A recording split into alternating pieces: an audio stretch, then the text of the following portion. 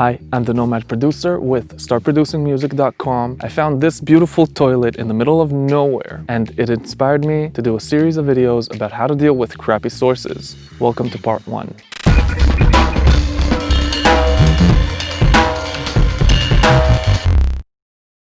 If you have received only a stereo or mono overhead and you don't have a snare track, you can duplicate and gate your overhead channel to react only to the snare sound.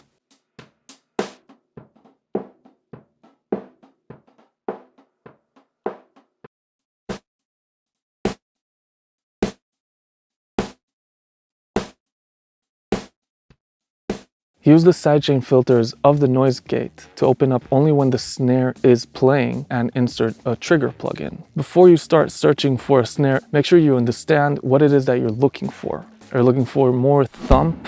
Are you looking for more high energy? And then dive in and look for a snare that is relating to the sound coming from the overhead. You can insert a few trigger plugins and combine the best of a few worlds, like in this example, in which one snare is giving me the thump and bottom end, and the other is giving me the attack sound.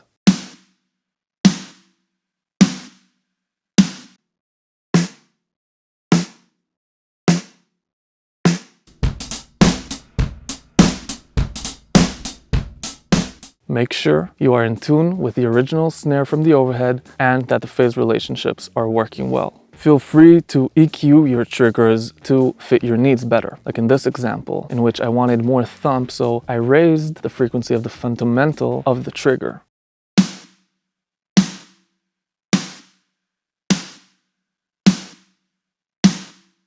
If you do have a snare but it just doesn't sound too good, you can use distortion as a character and attitude enhancer.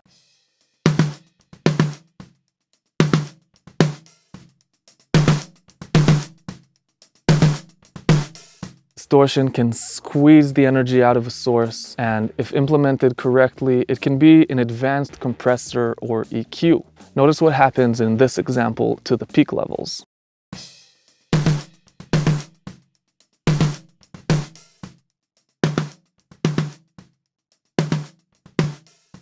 So it's up to you how much you care about loudness wars and peak levels, but this is a good thing to know. Overheads are a huge part of your drum sound and should be well taken care of. Listen to this crappy overhead.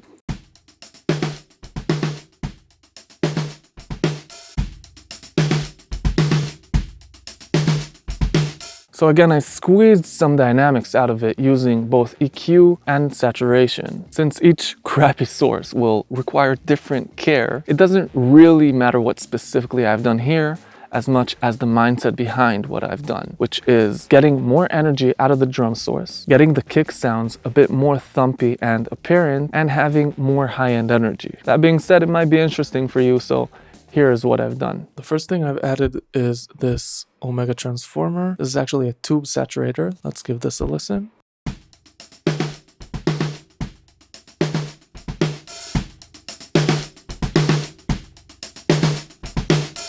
I feel like the energy it squeezes from the track is just way more rushed. Next, a pretty extreme boost in the sub frequencies. I just wanted to create a kick sound in the overheads and to tame the high frequencies that the Omega enhanced.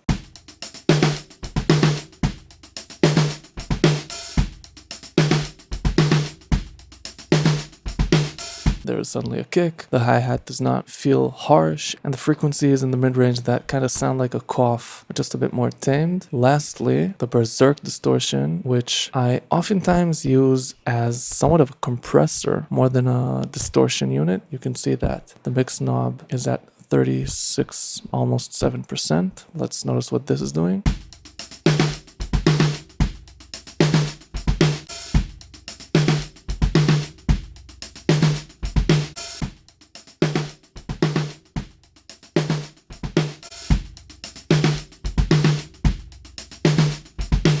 So you can see that distortion is an amazing and powerful tool, but it should be dealt with very carefully, especially if your song is very dynamic, because some settings can work great if your drummer is playing just the hi-hat and the snare. But if there is a part in which the drummer goes to the ride cymbal or the crash cymbals, you're kind of in a problem. So notice how the song is built before you choose what processing you do. Second thing I want to note about distortion is that I usually pre-EQ distortion and post-EQ. The pre-distortion EQ will help me design how the distortion behaves. For example, if I push low frequencies into the distortion,